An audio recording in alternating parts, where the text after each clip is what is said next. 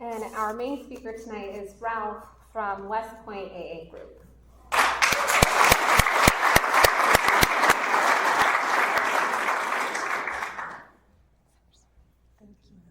Thank you. All right. Very good. My arsenal out here.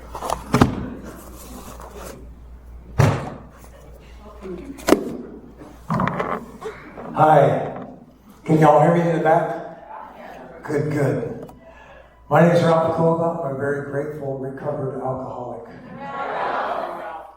And I want to thank Laney for asking me to come here. I thank Nick for throwing me under the bus. Especially want to thank Ben for delivering a short, concise message of Alcoholics Anonymous.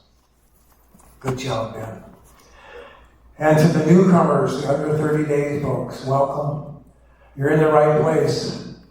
I can promise you one thing: if you get a sponsor who sponsors out of this book and you follow the instructions in the book and you continue to live in 10, 11, and 12, you never have to drink again. That was a promise that was made to me early on.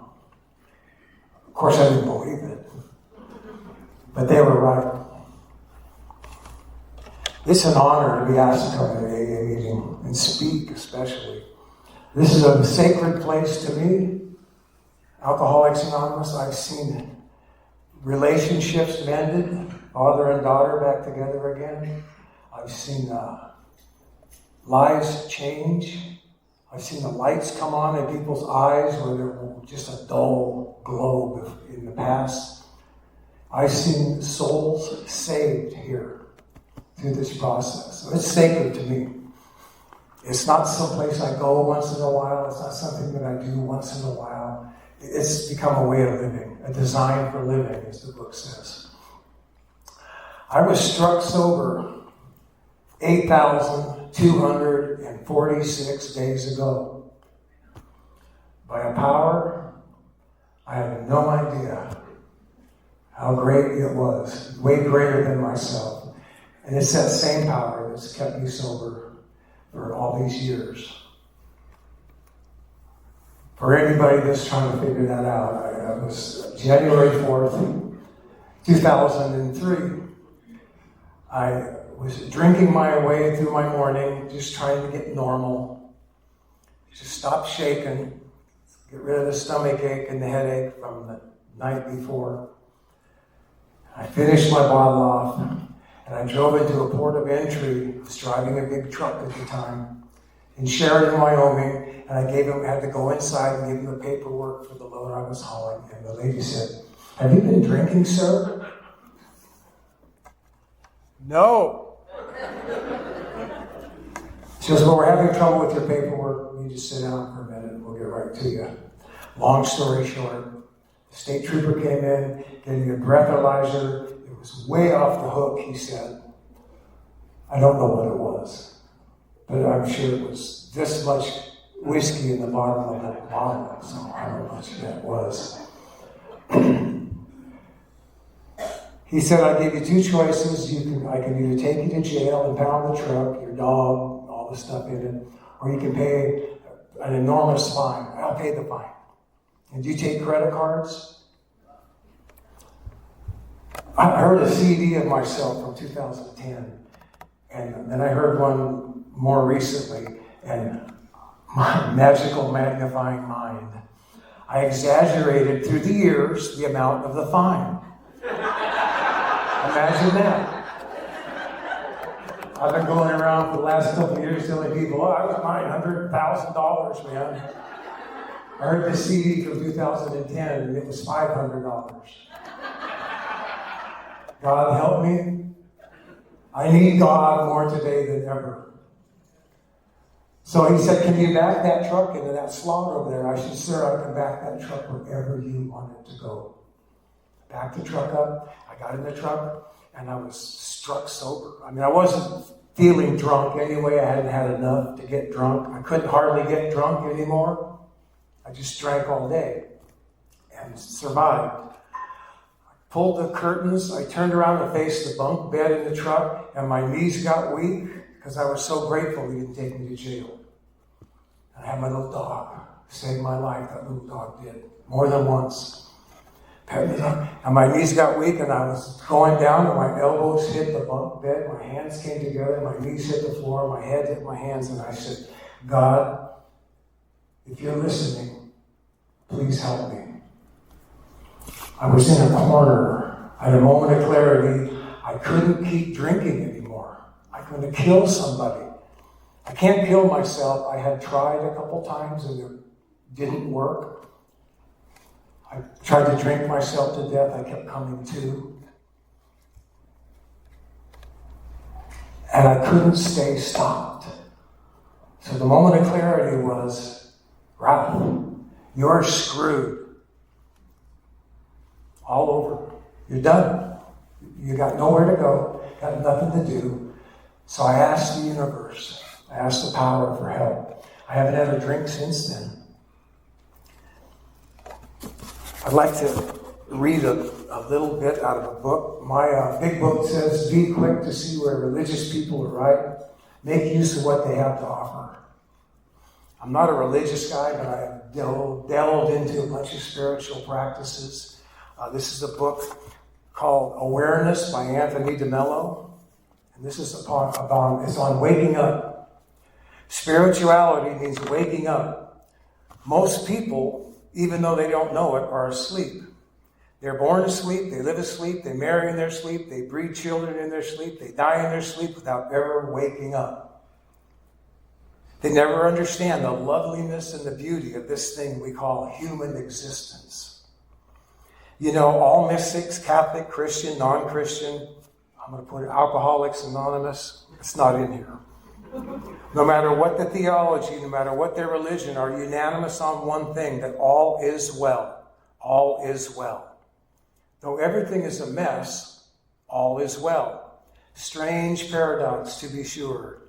But tragically, most people never get to see that all is well because they are asleep. They're having a nightmare. Most people tell you they don't want to get out of kindergarten, that they want to get out of kindergarten. They want to grow up and graduate. Don't believe them. Don't believe them. All they want you to do is to mend their broken toys. Give me back my wife. Give me back my job. Give me back my money. Give me back my reputation, my success. This is what they really want. They just want their toys replaced. That's all. Even the best psychologists will tell you that people don't really want to be cured. What they want is relief, because the cure is painful. Waking up is unpleasant, you know. You are nice and comfortable in your bed. It's irritating to be woken up. That's the reason the wise guru will not attempt to wake people up. I hope I'm going to be wise here and make no attempt whatsoever to wake you up if you are asleep. It is really none of my business, even though I may say to you at times, wake up. Wake up. My business is to do my thing, to dance my dance. If you profit from it, fine. If you don't, too bad. As the Arabs say, the nature of the rain is the same. It makes thorns grow in the marsh and flowers grow in the garden. That's what AA is for me. It's about waking up. Wake up. Waking up. Having a spiritual awakening as the result of these steps. I'm able to be awake to the spiritual experiences that are everyday occurrences for me. Every day something happens if you look really close. I'm not big on drunkalogs. Y'all know how to get drunk, right? Has anybody in here ever waken up out their driveway in the dirt with the sun coming up on your face and you're all sweaty and you got one shoe on, you have no shirt on, and your pants are down around your knees, and you can't find your car, and you're screaming for your partner? She did. I did. Yes. I thought Nick would be the one to raise his hand. I think Ross probably did that. He's, oh, God. Well, that's my story, okay? I mean, when I first started drinking at a very, very, very young age, the first time I had a drink New Year's Eve, I had a brandy and eggnog and had a few sips because I talked my stepdad into giving me one. I don't think he put more than a splash in the eggnog. Just, it was about 9 or 10 years, 11 years old, somewhere in there. And then I wanted another one, and they said, no, you can have some eggnog. I didn't want the eggnog.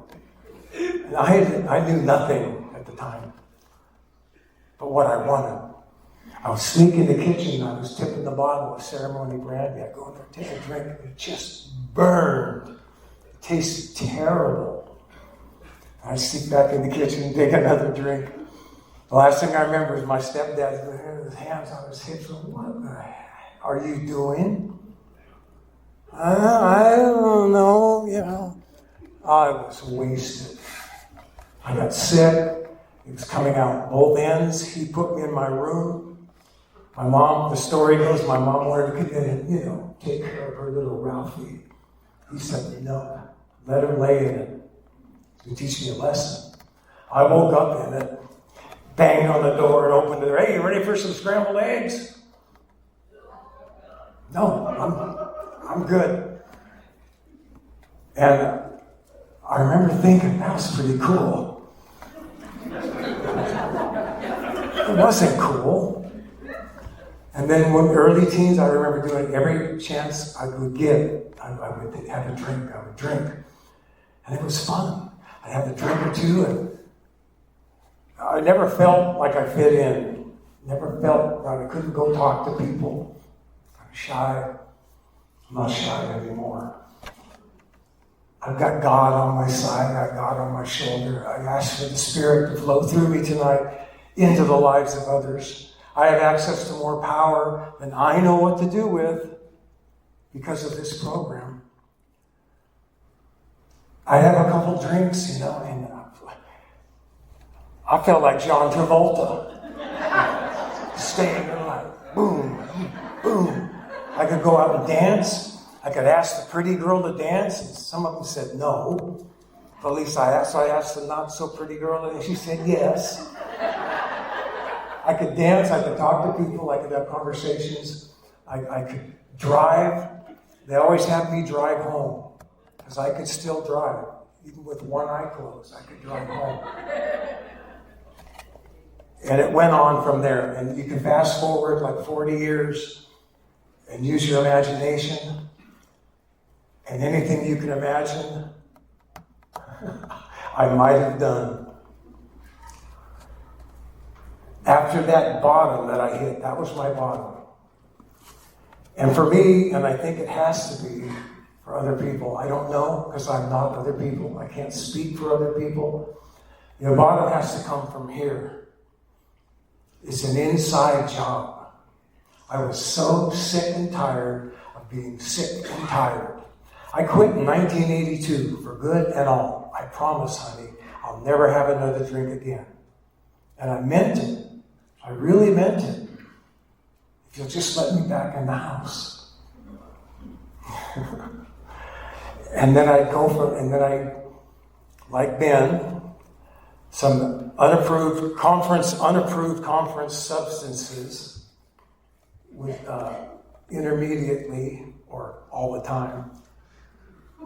And then when I didn't have anything to change my perception of reality, because that's why I drank, to change my perception of reality. I hated being straight. It didn't work. I couldn't talk. I couldn't function. I couldn't do anything. Give me a couple drinks. I'm good. Hit that target. I'm good. I'm raring to go. I'm the life of the party, and I'll drive you home, and I'll get you there safe. I'm responsible. That didn't last very long. At first, it was, it was all fun. A lot of fun. I hear people say, my worst day sober is better than my best day drunk. I don't know what you were drinking. I had a lot of fun for a while. And then it got to the point where there was this target. You know what I'm talking about. A couple of drinks, or 7, however many it took. depending on your tolerance, to get to the point where, I'm there, man. If I can just smooth on down the rest of the night. And then it went from there to right past the target. Right past that target. Now I'm just drunk. What the hell happened? It was fun. Then it was fun with consequences. Like, oh man, I better not do that anymore. And then before, I'd lie about it. She goes, you were drunk. I only had 2. We all know that story. Why is it always 2? Why isn't it 1 or 3? It's always 2. And I got to be a really good liar, and I have no duels with me, you know. I smell alcohol. Well, no, it's the old duels. My wife, being the smart lady that she is, it doesn't smell like that. So I lie about it, and I get caught. And I go overboard, and I get caught. I did that from 1982 to 2003. Vicious circle. Vicious circle. Then it was, then it got the fun with consequences. It went from there to all consequences. Every time I drank, it was no good. So I need to stop. Well, I'll just stop. There you go, I'm stopped.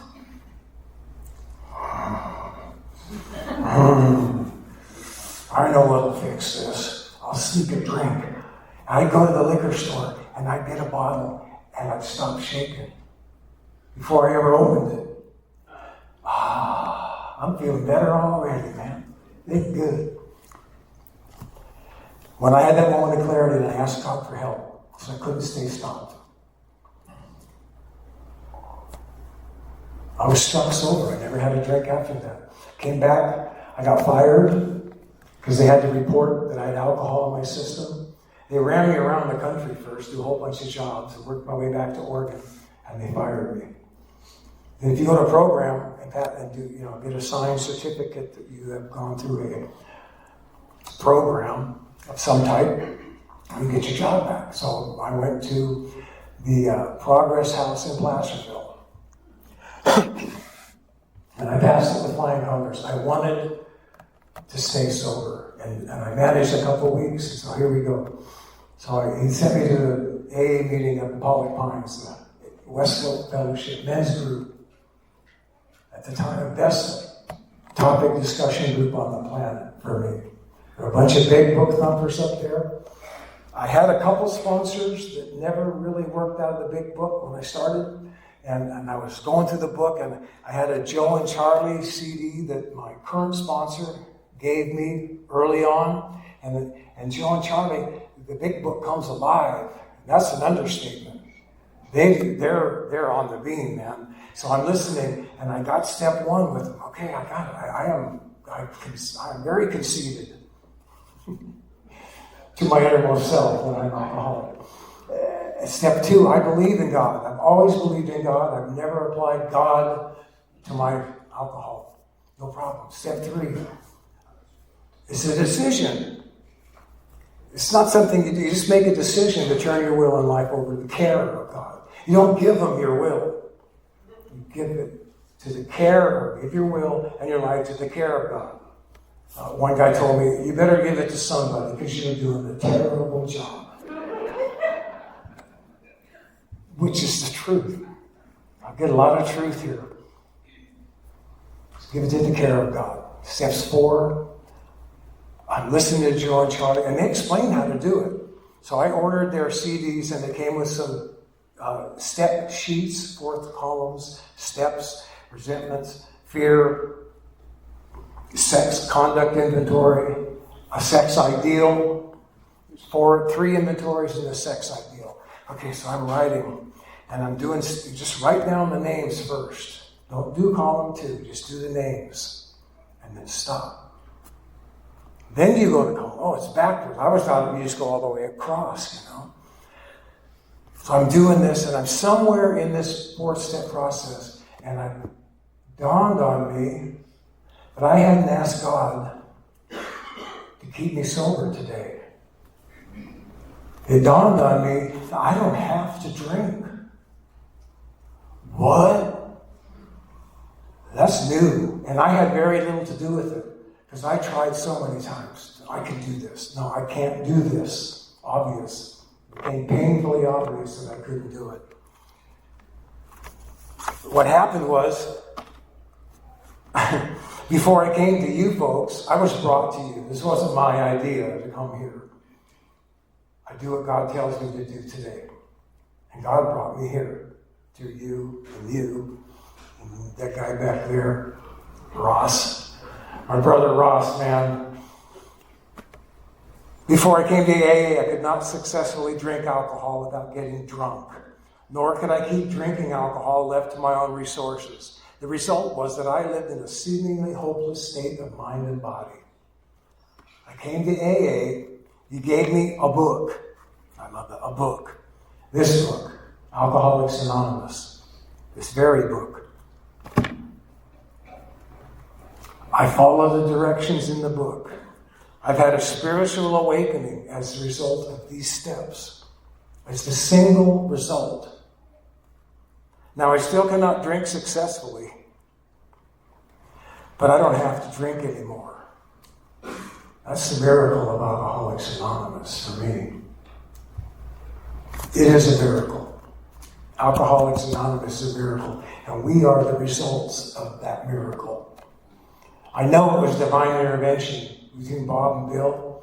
Those guys were gum-chewing, slobbering, knee-crawling drunks, man. With no money, lost their jobs, and they wrote this book. Oh my gosh, how does that happen? I recovered from that seemingly hopeless state of mind and body. I'll always be an alcoholic, but I have recovered from a condition known as alcoholism. I'm not cured. Don't mistake recovered for cured. The book promises recovered. The very first part of the book with black writing on it talks about, it's a story of many thousands of men and women who have recovered from a seemingly hopeless state of mind and body. The first forward in the first edition says, this is the story of 100 men and women who have recovered from a seemingly hopeless state of mind and body. This book, the purpose of this book is to show you precisely how we recovered. It promises it like 17 times in the first 164 pages. Recovered.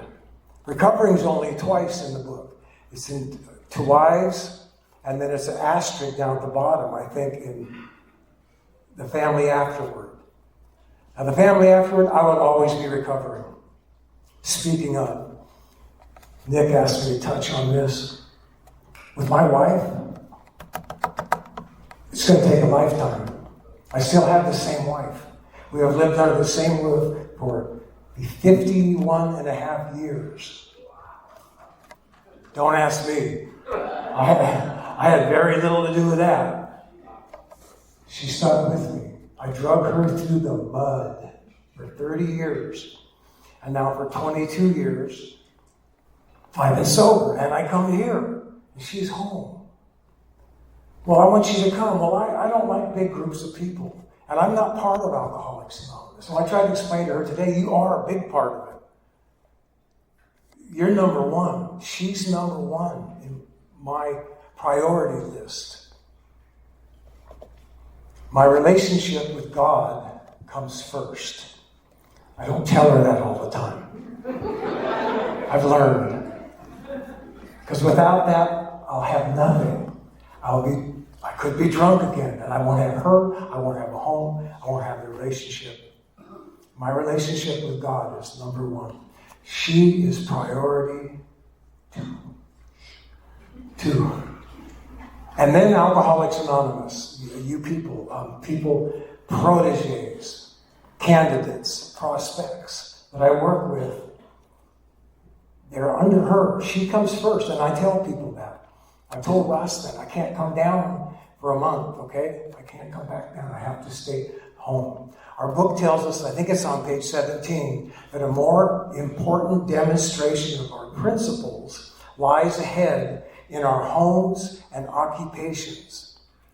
It preludes that with that we don't all have the time to make this a soul thing that we do every night, every day, all day long.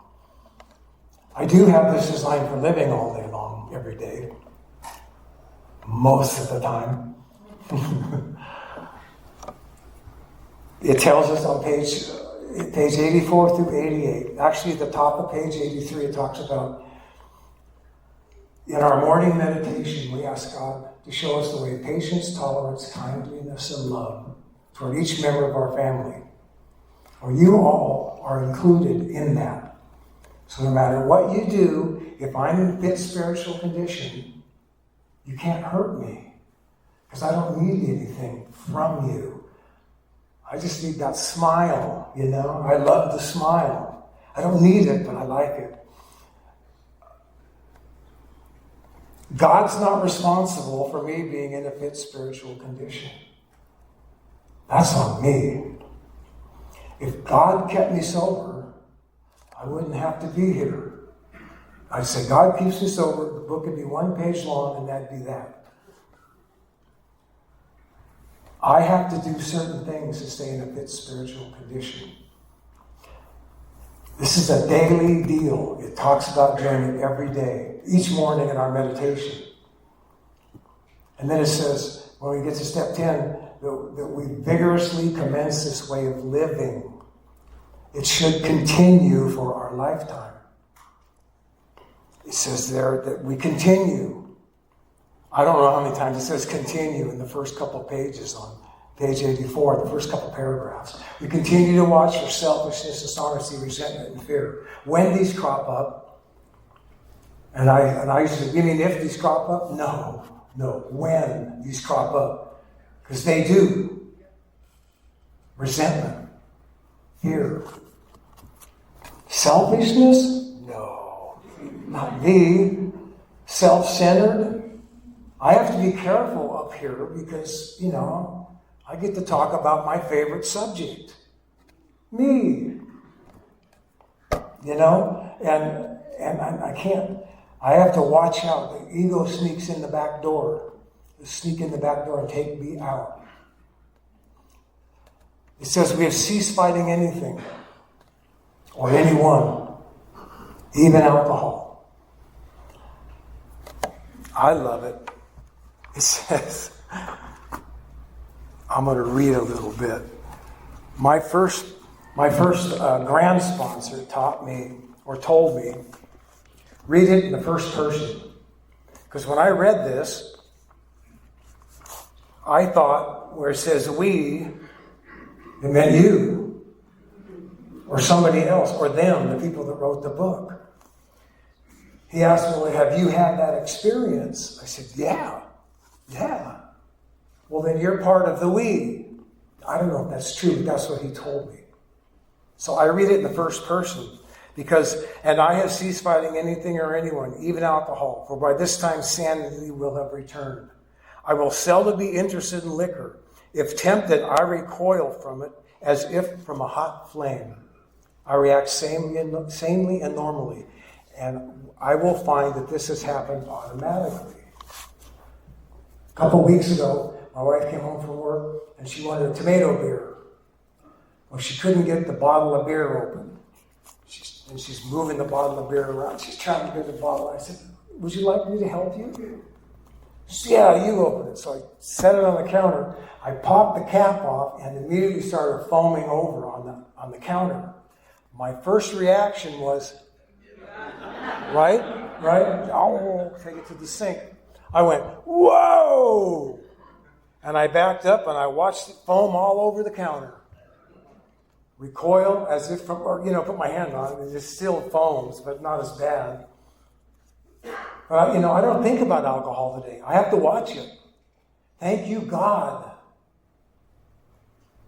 I recoiled as if it was a hot flame. I went, okay, underline that as experience. Thank you, God.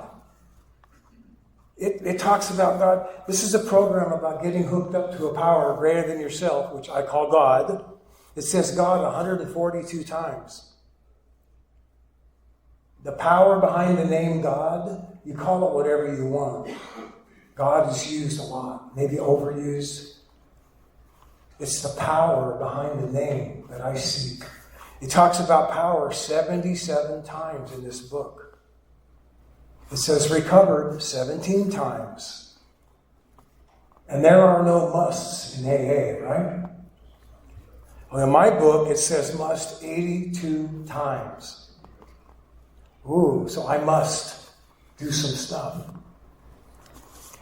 I will see that my new attitude toward liquor has been giving me without any thought or effort on my part. It just comes. That is the miracle of it. These are also the 10-step promises. These are promises. If you do what's instructed in the book. I am not fighting it. Neither am I avoiding temptation. I can make you a drink. I got no problem with that. Thank God for the hot flame syndrome. I feel as though I have been placed in a position of neutrality, safe and protected. I have not even sworn off. Instead, the problem has been removed. It does not exist for me. I'm neither cocky nor am I afraid. That is my experience. That is how I react so long as I keep in a fit spiritual condition. And that's on me. When I roll out of bed in the morning, my wife got me this banner. Oh, man, bring tears to my eyes. My wife got me this banner. It's 1 foot wide. It's 4 foot long. It says, gratitude. So I don't know why she thought I needed that. Thank God for her. So when I roll out of bed, the first thing I see is I sit up before I can get out of bed, I almost run into it. Oh, God. Please, I ask for your guidance today. Please, divorce my thinking from selfishness, self-seeking, dishonest motives. I may do your will today, Father. Fill me with your loving spirit, that it may flow through me into the lives of others. Let me be an instrument for you today. What can I do for you? Get out of my head. So I don't know where I go at night, but sometimes I wake up and it's like, boom, boom. My head's a dangerous place for me to be. I don't go up there without a flashlight and a shotgun. There are demons up here.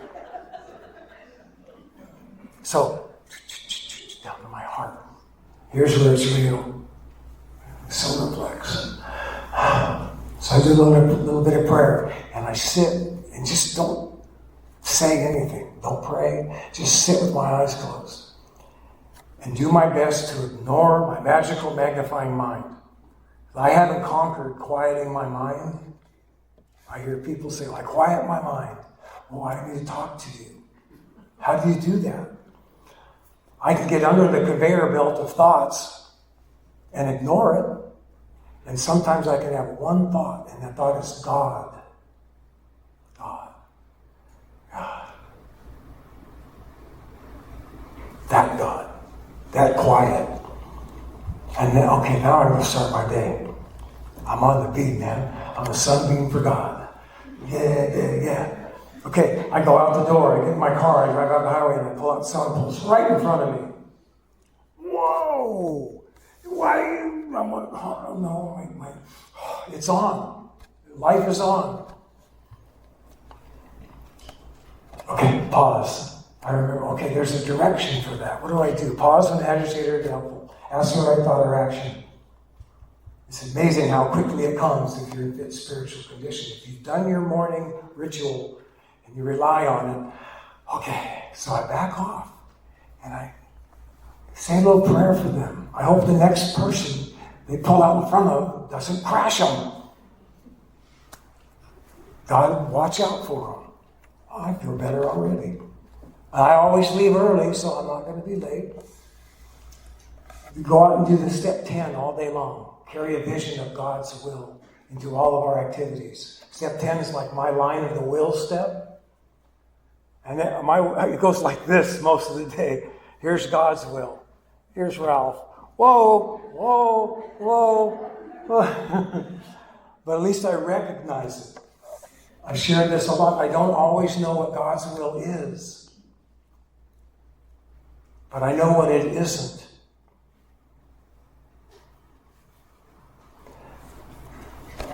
And since I've been saying that, I had it in my meditation the other day. I heard a voice that said, Ralph, you know what God's will is. Don't be stupid. What's that? Is that me or is that you? Is it coming from me or is it coming to me? Can I distinguish that? Sometimes. Most of the time. God's will is doing the right thing. You know the difference between right and wrong. I always knew. My mama taught me that when I was a little puppy. I just got to the point where I didn't give a darn about it. You know what I mean? I didn't care. I don't care. I know that's wrong. I'm going to do it anyway. For me, the quick lesson of God's will is do the right thing. I'm going to share my candy bar with Ben. I break it in half. One half's bigger than the other. I'm going to give Ben the bigger half. And I'm going to know that's the right thing to do. Making amends for wrongs done. Big deal for me.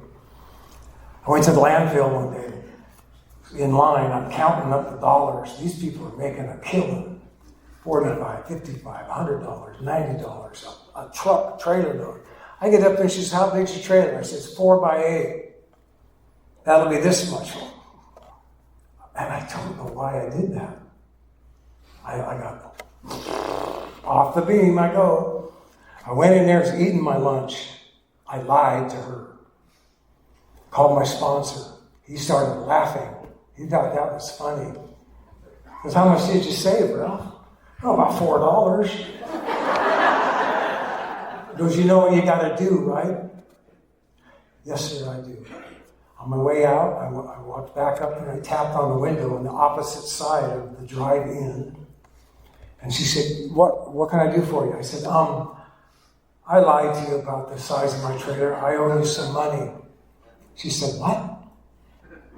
I said, I told you it was 4x8, it's 4x9. Well, what do you want me to do? Well, I want you to take the $5 and put it in the till. Because I can't just take your money and put it in the till now. I already charged you with the receipt. It's all, on the computer. And so I explained, I have to make amends for what I did wrong. And she looked at me like, what? And I realized she wasn't understanding. I said, so we're good?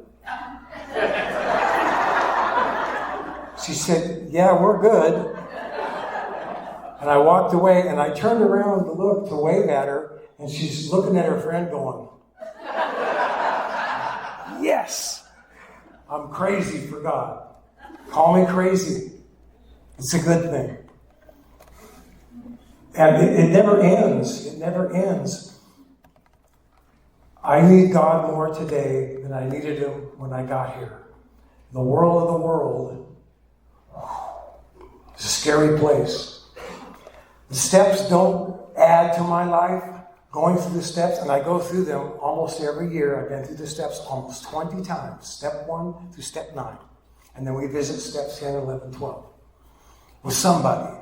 Either somebody that I'm running through the steps, or the guy that ran me through the steps. I even read inventory to my wife, depending on what's on there. Be careful with that. I don't suggest you all do that. She might be on it. It doesn't add to my life. It took away. It's like subtraction. It took away my ability to lie. It took away my ability to sneak. It took away my ability to cheat, to take me first. No. It took all that away. I have transformed. I'm a transformed person. There are things that I wanted to share, I didn't share, I don't have time to share, that I did.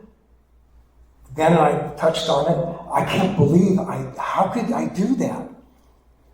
I stole my cousin's wallet. It had $300 and some white powdery stuff in it. I stole his wallet, went home, came back, bought a bottle of Jack Daniels, drank about half, went back to his house, and helped him tear up his whole house looking for his wallet. And he's in a wheelchair. How can you do that? Who could do something like that? Wow. And I got to make amends to him for that. I got to tell him the truth. We talked about it yesterday. And he said he never did get a hold of Billy Bob because he blamed Billy Bob for 20 years for stealing his wallet. And he said he owes Billy Bob an amends. And we're laughing. And why shouldn't we laugh? We have recovered and been given the power to help others. That's the whole point of this process. The whole point of the program is to get recovered and carry this message. Bill Wilson wrote early on, Alcoholics Anonymous, freedom from alcohol, sobriety, through the teaching and practicing of the 12 steps is the main purpose of an AA group. Tradition 5, each group has but one primary purpose, to carry its message to the alcoholic who still suffers. Please do that. When you go to a meeting and you're going to share about the solution. That's the icing on the cake. Sponsoring people, that's the secret handshake. I have ran a lot of men and a few women through the steps. They don't all stay sober. Thank God the benefits of being willing to help another alcoholic are not contingent on them getting it. Because they're not ready yet, I guess. They're right where they're supposed to be. I give them the message, I read it out of the book, I do what I did, and I stay sober. And they do or they don't. That's not up to me. What's up to me is I am willing to help somebody. I'm willing to give. It's not about me today. It's about you. I even put it on my phone if you ever call me. What can I do for you today? I practice that. This has become a way of life. And it just keeps getting better. There's no ending to it. You know, I've had some things happen to me lately where I get guidance from God. I close my eyes when I get into a corner and I can't figure something out. And I ask God for direction. And boom! Looking for a short in a ground wire. All over the house. I had all the receptacles pulled up. Check the plug and it shows a bad ground with a little tester. Bad ground. Bad. I found a plug that has a good ground. Okay, well, it's somewhere from here to here. 2 days till I backed myself into a corner. I was totally frustrated. I can't afford to call an electrician. I don't know what to do. I'm stomping around the house. I'm so off the beam. And I go sit down in front of the outside in the deck. God, I got nothing. What do I do? I close my eyes. And I remember, close your eyes. Listen. Practice what you preach, man. Go check the good outlet. Well, why would I do that? And I swear to God, I had a vision of God laughing. Okay. You asked. I went and checked it. I pulled it out of the wall. There's a broken ground wire. Bam! Fix it. Bam! All the little plugs are good. It's just a small example. And I wouldn't have that if it weren't for this program. And the practice and continuing to practice this. I want to end, and actually I know you've all heard this. Thank you for reading that Dr. Bob story. That was my story, man. I was going, I forgot about that. I haven't read that for a while. It was normal to drink like that. It was just normal. Not today. Abandon yourself to God as you understand God. Admit your faults to Him and to your fellows. Clear away the wreckage of your past. Give freely of what you find and join us. We shall be with you in the fellowship of the Spirit. And you will surely meet some of us as you trudge the road of happy destiny. Trudge, I looked these words up. To walk with purpose. I get to be an agent for God today. I haven't said a single word that I planned on. I asked God to do the talking. I get to represent God today, according to the book. I get to be an agent He is the principal. I am his agent. He has given me consent to represent him. Are you kidding me? Like I said, the steps didn't add to my life. They took away stuff that I can't do anymore. I have a total transformation.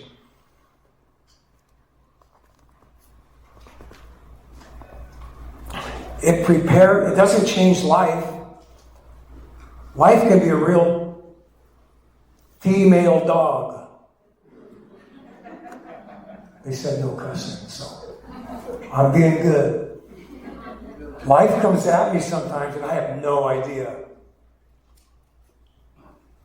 The steps and this program prepare me for life. It doesn't change the life out there, but it prepares me to deal with it.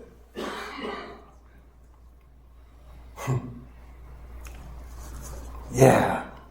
We surely meet some of you in that as we trudge the road of happy destiny. May God bless you and keep you until then. Thank you so much. I love all of you.